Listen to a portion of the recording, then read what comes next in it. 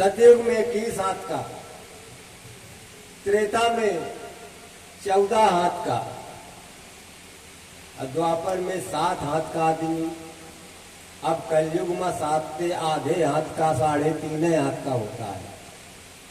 अब धीरे धीरे घोर कलयुग आएगा तो 3.5 से अधूरा हो जाएगा, बहुत छोटा आदमी होने लगेगा। अब हम चालू हुई गए हैं, कुछ गैठे लोग दिखाई देने लग गए, पहले थे कुछ नमूना भगवान भेज चुके हैं। अब इनसे भी छोटे होते चले जाएंगे आगे। तो ये अन्य युगों के लोग अमर हैं, उन युगों के ये बड़े बड़े शरीरों में हैं, उन्हें देख करके कलयुग का प्राणी भय खा सकता है, इसलिए वो दिखते नहीं हैं, कंदराओं गुफाओं में छिपे हुए हैं। जब उनका युग आ जाएगा तो अपने युग में वो फिर बाहर आ जाएंगे, क्योंकि उस युग में फिर सब उतने उतने बड़े होंगे, उन्हीं में से वो मिल जाएंगे। आइए कथा पर ब्रह्मा जी ने कहा, इसलिए अमल तो नहीं कर सकता हूं, हे तारकासुर, इसे छोड़कर और कुछ मांग लो।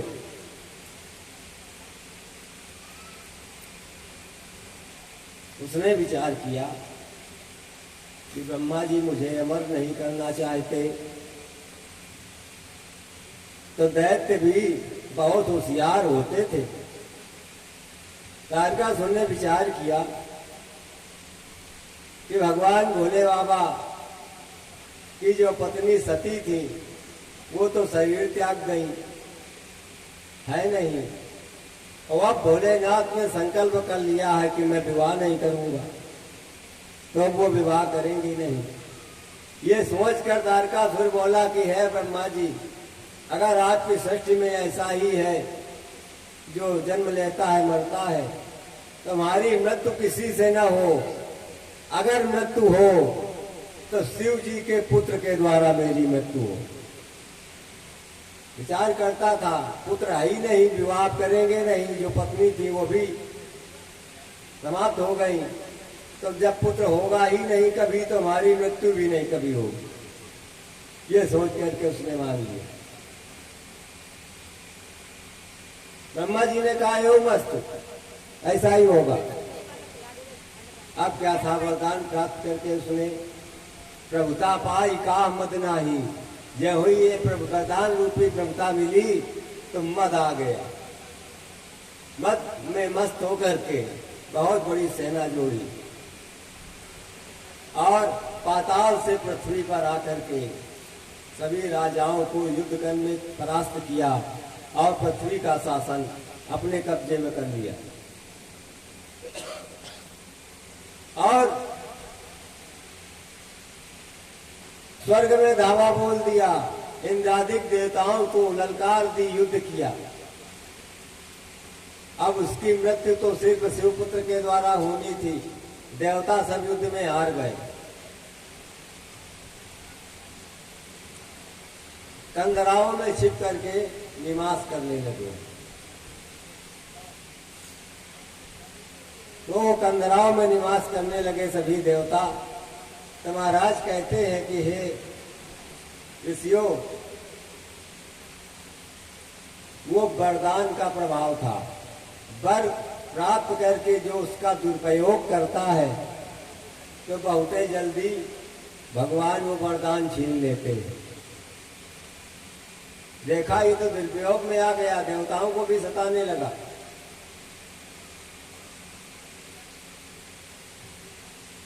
सभी भगवान विष्णु के दरबार पर पहुंचे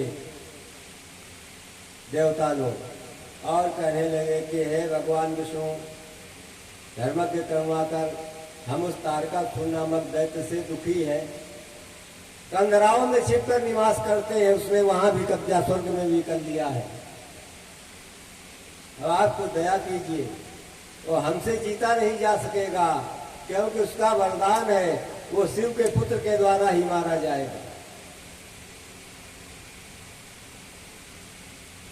तो भगवान विचार करते हैं कि शिव के पुत्र है ही नहीं, कैसे वो मारा जाएगा। कुछ कोशिश करेंगे, देवताओं को सांत्वना दिया, देवता लोग कंदराओं में निवास करने लगे। अब महाराज सूत जी एक नई बात आगे रख रहे हैं। कहने लगे, हे देवताओं, शिव ने संकल्प तो कर लिया कि मैं विवाह अब नहीं करूंगा,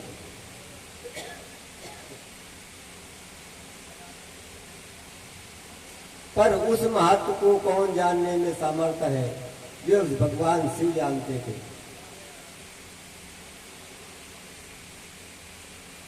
जब षष्ठ का संचालन ब्रह्मा कर रहे थे, मानसिक षष्ठी रसदाली, संकल्पित षष्ठी रसदाली, और तब मानवीय षष्ठ की स्थिति आई।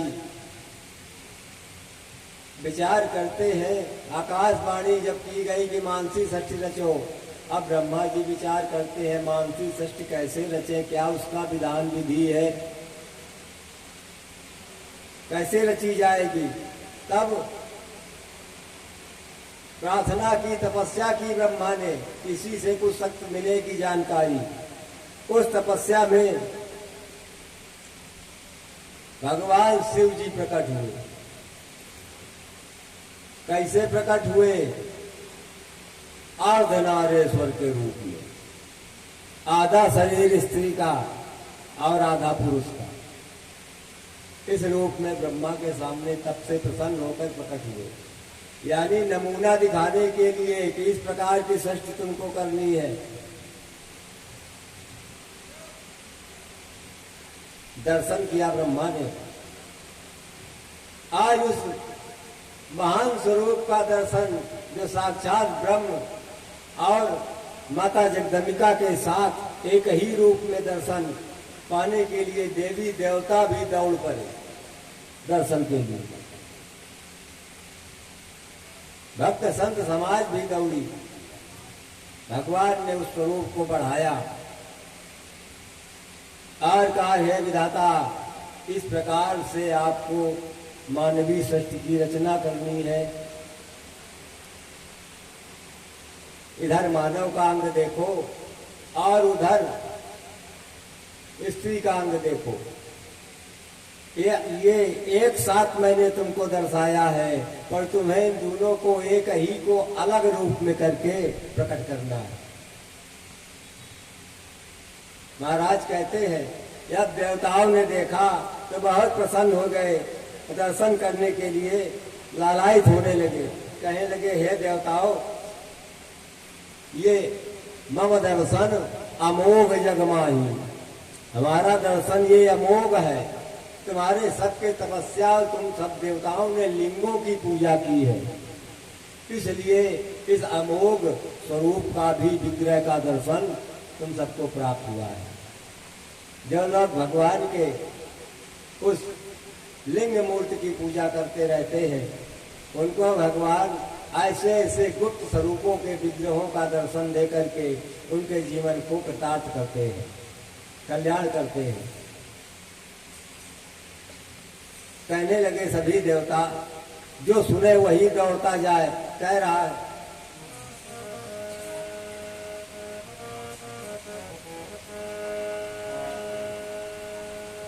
ऐसी स्थिति थी भगवान की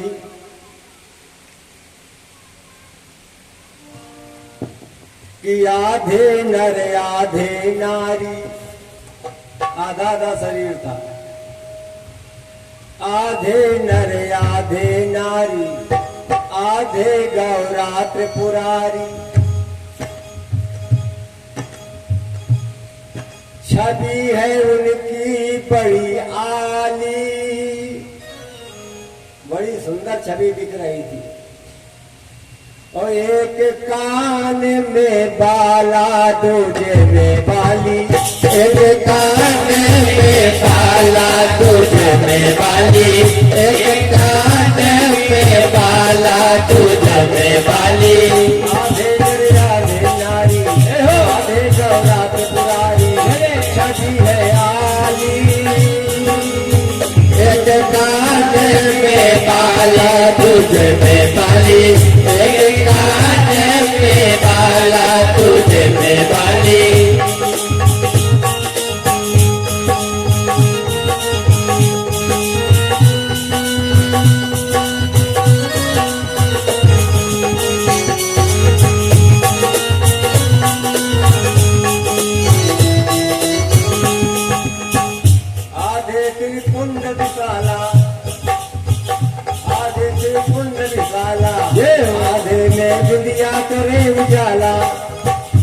उजियाली, एक आंख में काजल दूजे में लाली, एक आंख में काजल तुझे में लाली, एक आंख में काजल तुझे में लाली।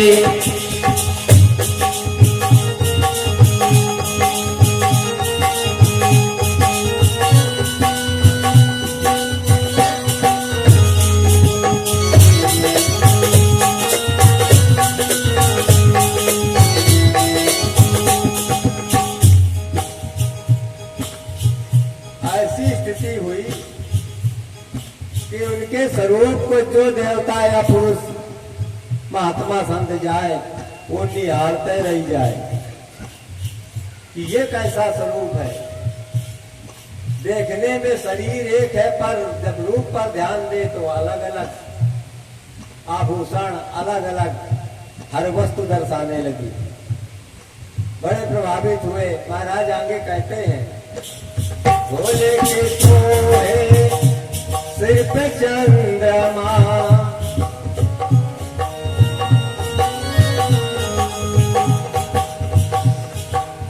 और आधे बाल पर सोहे लालिमा, आधे बाल में सोहे लालिमा, आधे बाल में सोहे लालिमा।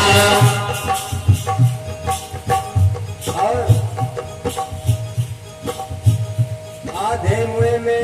आधे में सुंदर माला, आधे में नाग काला, आधे में सुंदर माला, आधे में नाग काला।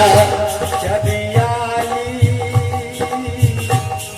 आधे में है गंगा, आधे में जाली, आधे में है गंगा, आधे में जाली, आधे में है गंगा, आधे में जाली।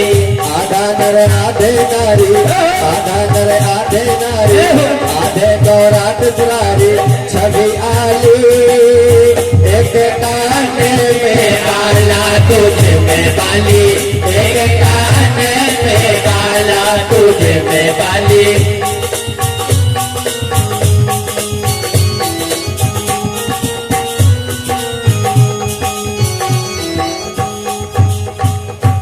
आज ऐसी छवि को देख करके देवता लोग मुग्ध हो गए भगवान क्योंकि। बोलिए अर्धनारीश्वर भगवान की जय। और कहा है विधाता, इन स्वरूपों का तुम माध्यम बना करके मानवीय सृष्टि की रचना करो। मैं शक्ति प्रदान करता हूं तुम्हें। और ये दक्ष को समझाओ कि सब वो प्रथम एक महाशक्ति रूपी दक्ष के यहाँ कन्या उत्पन्न होगी, जिसके द्वारा संसार का पालन पोषण और सृजन तीनों काम करने में वो सक्षम होगी। ये वही स्वरूप अपने स्वरूप में तुम्हें दिखा रहा हो। आज महाराज कहते हैं भगवान शिव संसार के संचालन करने के लिए अपने शक्ति रूपी शरीर से, ब्रह्मस्थ शरीर से वो शिवा नाम की शक्ति अलग कर दी है। वही शिवा शक्ति, शिव शक्ति मानवी के रूप में दाएं बाएं भुजा से मन शत्रुपा बनकर ब्रह्मा ने प्रकट किया था, जिसके द्वारा संसार मानवी चला। और वो शक्ति किरण ही सती के रूप में भगवान के शिव के शरीर से जो निकली हुई थी, वही सती के रूप में आई हुई थी। तो भगवान तो विचार करते थे कि वो सती हमारे ही शरीर का अंग है, वो आएगी जरूर मेरे पास, कब तक मुझे छोड़कर अलग रह सकेगी। पर संसार को दर्शाने के लिए संकल्प मात्र साधारण में कर लिया, यह विवाह नहीं करूंगा। देवता लोग पीड़ित थे महाराज एक जगह ऐसा भी लिखा है, जो प्राणी ऋण से संयुक्त हो, कौन सा ऋण? यो ऋण नहीं रुपया पैसा वाला। मानव के मस्तक पर 3 कर्जे लिखे हुए हैं प्रत्येक मानव के,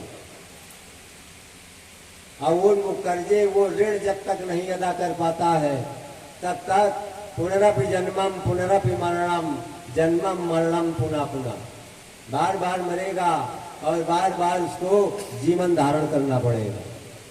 ऋण एक हत्या का स्वरूप होता है। ऋण हत्या न मुच्यते, जब तक ऋण रूपी हत्या को नहीं आप दूर करेंगे तब तक मोक्ष नहीं मिल सकता है, आना जाना लगा ही रहेगा। यद्यपि ये तो भगवान की दया है, भोलेनाथ की। ब्रह्मा जी ने जब मानवीय सृष्टि रची तो मानव के मस्तक में 9 कर्जा लिख दिए कि ये जन्म लेकर 9 कर्ज अदा करे, यही कर्तव्य है उसका। और एक पुतला बना करके भोले बाबा के सामने लेके दिखावे कि महाराज हम मानवीय सृष्टि इस तरह की तैयार करना चाहते हैं, पर नमूना देख लो, अगर आप इसको पास करोगे तो हम इसी नमूने में संसार बसाएंगे। भोलेनाथ ने देखा, सारे शरीर को देखते देखते जब दृष्टि मस्तक पर पड़ी उस पुतले में, उसमें 9 ऋण लिखे थे कर्जे। भोलेनाथ ने कहा कि अरे हे विधाता, मानव ही 9 कर्जे अदा नहीं कर सकता संसार में जन्म लेकर, क्या ऐसे उसके पांजर इतना फुर्सत ही नहीं है कि कर्जा अदा करता बना रहे, और भी तमाम काम है उसके। इसलिए इतने दयालु हैं, कहने लगे इसका तीसरा हिस्सा छोड़ो, अर्थात 9 कर्जा में 6 तुम नहीं ले, 3 छोड़ो मानव के लिए। इतने दयालु है कि बहुत कम छोड़ाए मनुष्यों के लिए। अब 3 कर्जे तो सबके मस्तक पर है। महाराज कहते हैं पितृ ऋण, पिता का कर्जा होता है मस्तक पर। पिता अगर नहीं है तो उनकी गया श्राद्ध करो, भागवत सुनो, भंडारा करो, तब पिता के ऋण से आप अदा होंगे। तो ये नहीं कर पाए जीवन में तो दोबारा फिर जन्म लेके आमद पड़ी, वो हत्या बनत चली जाएगी, ढेर बनता जाएगा, ऋण का बढ़ता जाएगा, चक्रवर्ती ब्याजव लाग गए। और देव ऋण, देवता का ऋण ये है, जहाँ जहाँ देवताओं ने अपनी लीलाएं की हैं वहाँ जाकर के दर्शन करो और वहाँ की मिट्टी मस्तक पर लगाओ। अगर जीवन में नहीं गए हो, खाली खाने कमाने के चक्कर में पड़े रहे, तो दोबारा जन्म फिर यहाँ प्राप्त होगा। जब तक ये नहीं करोगे तब तक ये ऋण अदा नहीं है। और इसी क्रम के अनुसार तीसरा है ऋषि ऋण। ऋषियों का ऋण कहता है कि पितृ ऋण, देव ऋण जब कर करके मुक्त हो जाओ तो अंत में ऋषि ऋण करो, बहुत बड़ा भंडारे का आयोजन करो। जितने ऋषि मुनि भक्तों को तुम खिला पाओ, उनको अपनी क्षमता के अनुसार भंडारा करो, तो ऋषि ऋण से भी आपको मुक्ति प्राप्त हो जाएगी। फिर आपके कर्जे अदा हो गए। भगवान ऋण जिसका माफ होता है तो भगवान उसको सहज में ही प्राप्त हो जाते हैं, मिल जाते हैं। प्रभु की कृपा होगी और वो सीधा मोक्ष धाम आपको पहुंचा देते हैं। इसलिए उन ऋणों को अगर नारद जी ने भगवान शिव से कहा कि है भोले बाबा, हम मृत लोग हमेशा जाते हैं, अरे आपने कृपा तो बहुत करी कि 3 ऋण छोड़ा है ब्रह्मा से, लेकिन वो तीनों कठिन है मत लोक मांग, वो 3 प्राणी नहीं कर पाएगा। तो महाराज कुछ और कृपा कर दो कि तीनों से कुछ सरल साधन बना दो जिससे मुक्ति मिल जाए। अब नारद जी का कहना, बोले बाबा दयालु देवता, कहने लगे अच्छा वो तो मैंने षष्ठ की रचना के हिसाब से बहुत कम कर दिया था, फिर भी अगर इस कलिकाल में प्राणी वो तीनों ऋण नहीं अदा कर पा रहा है तो एक साधन मैं और दिए देता हूं, इतना तो कर ही सकता है। वो अपने जीवन काल में भगवान का किसी भी पुराण का सत्संग कथा करवावे और जिसमें अन्यान्य भक्तों को आमंत्रण करके खूब कथा सुनावे और उसके बाद भंडारा करके भोजन करावे, तो उसका ऋषि ऋण, देव ऋण और पितृ ऋण सब अदा हो जाएगा। कहीं न जाए वो इतना कर्म जरूर करे अपने जीवन में। ऐसी भगवान भोले बाबा ने कृपा की है मृतलोक में प्राणियों के लिए, और जो लोग जानते हैं वो ये कर्म ऐसा करते भी रहते हैं, क्रमशः करते हैं। एक ही बार भोलेनाथ ने कहा है कि कुछ लोग तो हमेशा ही कर्म करते हैं, तो सज्जनों इससे ऋणों का हरण होता है। ये सत्संग साधारण नहीं है, इसे हल्के में नहीं लेना चाहिए। इससे आप श्रवण करेंगे और कुछ योगदान करेंगे, आपका योगदान उस भंडारे की सामग्री में लग जाएगा।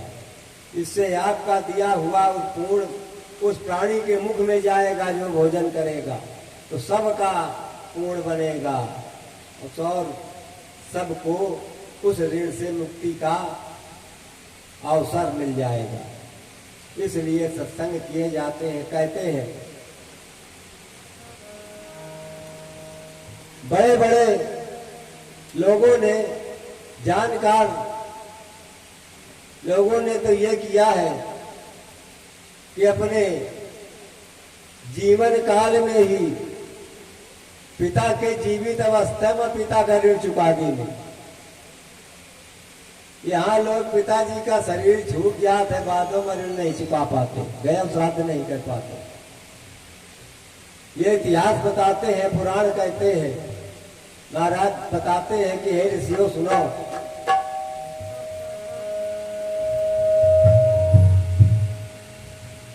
कि वो ललन तुम्हें बताऊं